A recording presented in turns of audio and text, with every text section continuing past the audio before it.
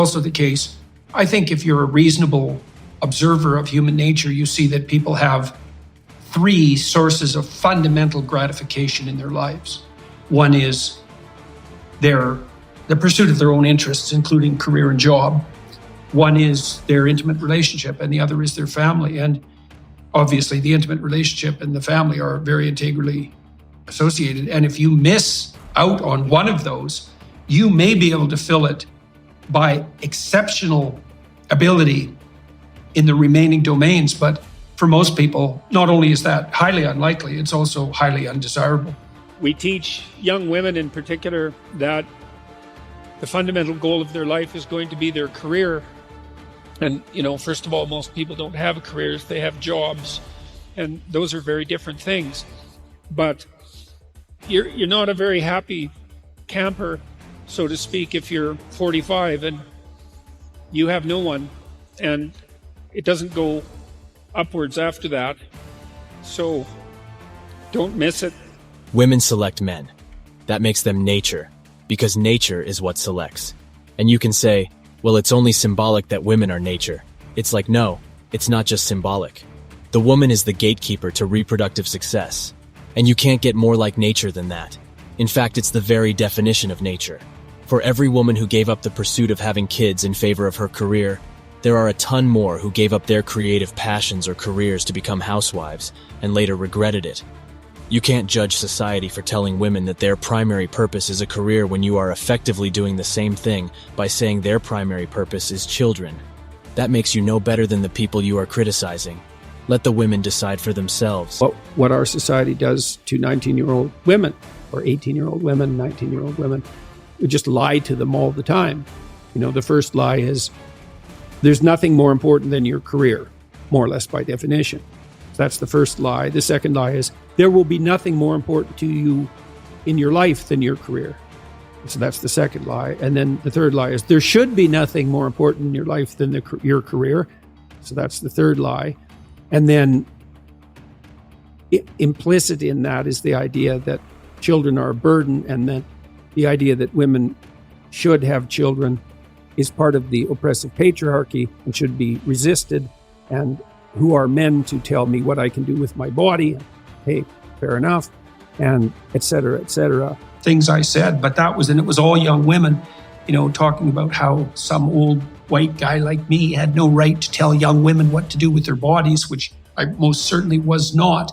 But it is, you can see a simple pathway there, right? It's like, well, we have this avenue where we can pursue our career and our education and everything else we want, and then we'll be able to solve the problem of having a family. The problem with that is, well, it's hard enough to find a mate when you're 23, 24. By the time you're 30, it's even more difficult. And by the time you're 35, it's starting to become well nigh impossible to find a mate and get pregnant and have a family, especially if you're going to have more than one kid. And so there's a direct conflict there between the avenues that are open to women and the need to strike while the iron's hot on the reproductive front. Nobody really knows how to reconcile that. Young women in our society, he complains, are not told the truth about what their lives are likely to be like. Peterson argues that modern women are told by society, implicitly and explicitly, that their primary interest will be the pursuit of a dynamic career. In reality, he says, most people don't have a dynamic career. Instead, they are likely to have a job, and one that is job-like, in that it is mundane and hardly exciting in the day-to-day. Women especially experience a crisis in their early 30s, he argues, as their interest in marriage and motherhood begins to compete with their career interests, even if they are lucky enough to have a dynamic professional life. And so I've watched women progress through their professional careers at every level of attainment, from the lowest to the highest, and observed what happened, and relatively, I would say, bias-free, because I didn't know. And what I've seen is that as women progress towards their late 20s,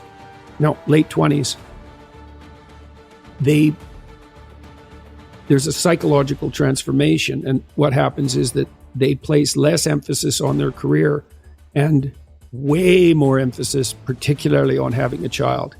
And that really reaches a crisis point around 29 or 30 for the vast majority of women, and their attitude flips. And I've seen it flip very dramatically with many women. Well, 1 in 3 couples by the age of 30 have pronounced fertility problems defined as inability to conceive within a year of embarking on the endeavor consciously, right? So that's 1 in 3. And of course, it just gets worse and worse as age creeps up. And 30 is not that old. And it does mean that women have a damn tight window.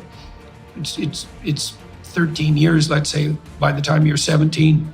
By some standards, you're mature enough to consider reproduction, 17 or 18, and on the extreme end. And then, well, 35 is the other end of that distribution. And you're playing with fire by the time you're delaying, especially if you don't have a partner, by the time you're delaying till 35. Especially if you want 3 children, Yeah, well, right. I'm thinking just 1. According to Peterson, a common trend among accomplished women is that, despite reaching the peak of their careers, they often choose to shift their focus towards their families. In his experience, many high-achieving women in their 30s prioritize relationships and family above all else. Peterson also notes that this phenomenon is reflected in the struggles that top law firms face in retaining their most talented female employees, despite making significant efforts to accommodate them. His point is a fascinating one.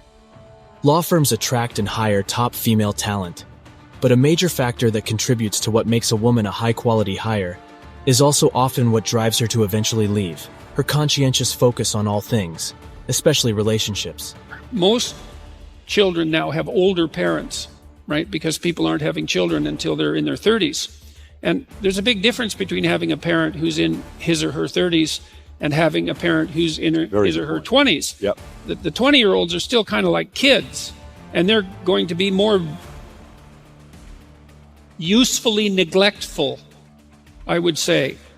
Well, look, one of the things we used to do with my daughter when she was very little was, she was about 1.5 years, is we'd have her in a room alone, and she would usually complain about that for a few minutes, and then she'd find a way to amuse herself. She liked to take books out of shelves and put them back in, and if you let her get through that initial bit of misery, then she would learn how to regulate herself, and she got very good at that.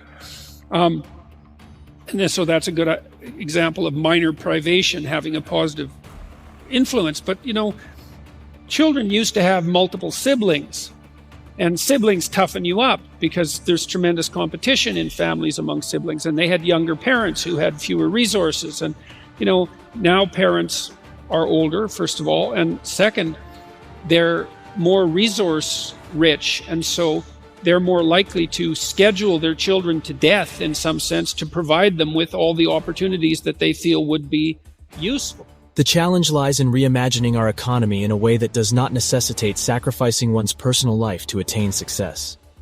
Jordan Peterson echoes this sentiment by noting that men who work tirelessly to reach the top typically relinquish their personal lives entirely. He argues that such individuals are rarely present at home, have discontented marriages, and harbor dissatisfaction in various aspects of their lives. Don't miss out on future updates. Make sure to subscribe to our channel if you found this video informative. Also, remember to hit the bell icon to receive timely notifications. We look forward to seeing you again soon.